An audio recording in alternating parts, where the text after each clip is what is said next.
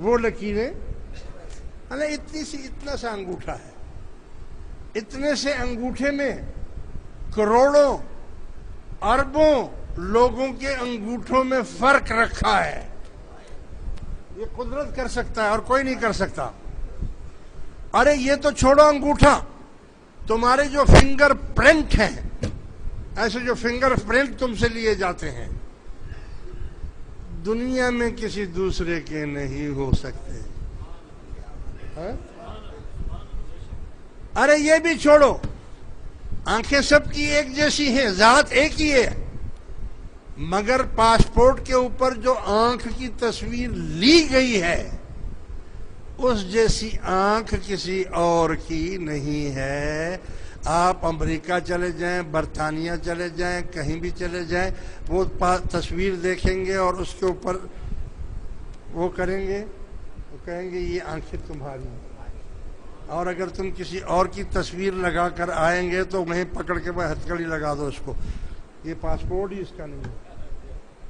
ایسا ہے کہ نہیں؟ ایمان سے بولو یار، تم خدا کی قدرتوں کو کہاں کہاں تک جاؤ گے، کیسے جاؤ گے؟ مختصراً یہ کہتا ہوں، ٹائم نہیں ہے اتنا، مختصراً آپ کو یہ بتانا چاہتا ہوں کہ توحید کس کو کہتے ہیں. توحید کو تم آپ جانتے ہی نہیں ہیں یار. توحید کو دو لفظوں میں سمجھ لو. قرآن پڑھا ہے، قرآن شریف جانتے ہو نا؟ اللہ فرماتا ہے الحمدللہ رب العالمین،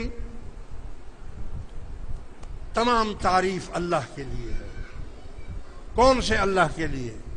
جو رب ہے سارے جہانوں کا. رب العالم نہیں فرمایا، رب العالمین جمع کو کہتے ہیں. یعنی صرف یہ جہان نہیں ہے جو آپ جس پر رہ رہے ہیں. عالمین کے معنی ہے بہت سارے اور بھی جہان ہیں، بہت سارے اور بھی جہان ہیں. اور اللہ فرماتا ہے کہ میں تمام جہانوں کا رب ہوں. یہ نہیں فرمایا کہ میں تمہارے اس جہان کا رب ہوں. اور جب اسی ذات میں سے اس نور کو صفر دے کر الگ کر دیا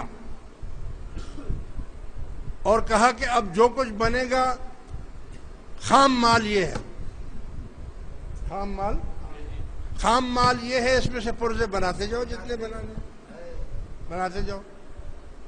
تو جب سارے پرزے بنا دیے، سب کچھ بنا دیا، تو فرما دیا وما ارسلناک الا رحمتا للعالمین. معلوم یہ ہوا کہ صرف یہ جہان نہیں بلکہ اللہ تعالیٰ کے جتنے بھی اور جہان ہیں وہاں کے بھی یہ رسول رحمت ہے. یہ بھی سارے جہانوں کے لیے رحمت ہے. کیوں؟ کیونکہ کل شیء یرجع الی اصلہ، ہر چیز اپنے اصل کی طرف رجوع کرتی ہے. تمام عالمین جو ہیں وہ اس ذات سے وابستہ ہیں، اس ذات سے وابستہ ہیں. اسی لیے اس کے دل میں ہم نے اتنی محبت ڈال دی ہے کہ اٹھتے بیٹھتے سوتے جاگتے پیدا ہوتے ہوئے وفات پاتے ہوئے ہر وقت امتی امتی امتی امتی امتی.